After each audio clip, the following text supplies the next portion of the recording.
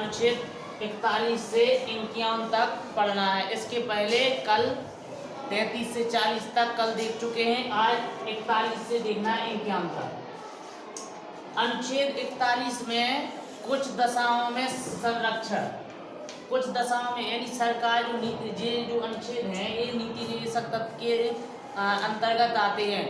तो इसमें सरकार के ऊपर कोई बाध्य नहीं है कि वो ये मानने को बाध्य है, उसके ऊपर उसके मन के ऊपर है वो माने या ना माने। तो अनुच्छेद 41 में लिखा है कि सरकार कुछ दशाओं में आपको संरक्षण दे सकती है। अनुच्छेद 42 में मनोचित दशा है। मनोचित दशा यानी मन के अनुसार दशा, जैसे जो गर्भवती महिलाएं होती हैं कहीं पर काम करती हैं तो गर्भावस्था के दौरान उन्हें कम समय किया जा सकता है, घटाया जा सकता है, उनको कम समय के लिए काम करने के लिए बोला जा सकता है।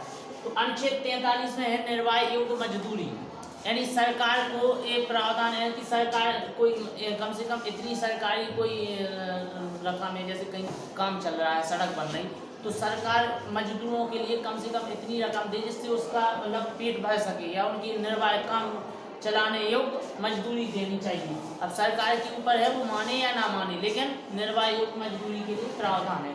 अनुच्छेद 44 में है समान सिविल संहिता, यानी समान कानून व्यवस्था। ये केवल अभी गोवा राज्य में लागू है, पूरे भारत में नहीं है।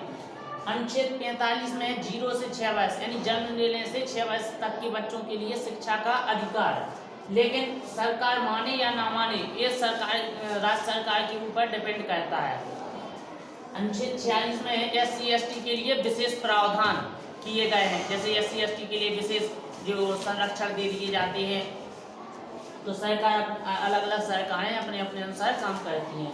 अनुच्छेद 47 में मध्याह्न भोजन व्यवस्था, जो सरकारी स्कूल में दोपहर के समय खाना दिया जाता है वो मध्याह्न भोजन व्यवस्था के अंतर्गत आता है। अनुच्छेद 48 बोलता है कि आप कृषि एवं पशुपालन यानी राज्य सरकारें जो हैं वो किसी को बढ़ाने के लिए दुधारू गाय भैंस को लाने के लिए मतलब सरकार विशेष अपना काम कर सकती हैं, जिससे सरकार में राज्य में किसी को बढ़ावा देने के लिए नए नए बीज तकनीक विकसित किए जाएं, दुधारू गाय भैंस मतलब बीज करके या फिर बाहर से मंगवाई जाए, तो इसके तहत कर सकते हैं। अनुच्छेद 49 में है राष्ट्रीय स्मारकों की सुरक्षा, जितने भी राष्ट्रीय स्मारक हैं जैसे किला वगैरह, तो यहाँ पे लोग जाते हैं, थूक देते हैं, उसको फोड़ फाड़ देते हैं, तो सब इसको जो है इसकी सुरक्षा के लिए राज्य विशेष कानून या उनके तहत उसकी सुरक्षा के लिए काम कर सकती है। अनुच्छेद 50 कार्यपालिका एवं न्यायपालिका का पृथक्करण, कार्यपालिका और न्यायपालिका को अलग किया गया है अनुच्छेद 50 के अंतर्गत। कार्यपालिका क्या होती है? कार्य करने वाली जो कार्य करे, जैसे कोई विधेयक आया तो उसको लागू कराने का, जैसे पुलिस है ये सब किसमें कार्यपालिका में आती है। न्यायपालिका जितने भी कोर्ट हैं ये सब न्यायपालिका के अंतर्गत आती है। अनुच्छेद 51 में है अंतर्राष्ट्रीय शांति एवं सुरक्षा। अंतर्राष्ट्रीय शांति एवं सुरक्षा जो अनुच्छेद 51 है इसी के तहत ही भारत UNO का सदस्य बना था।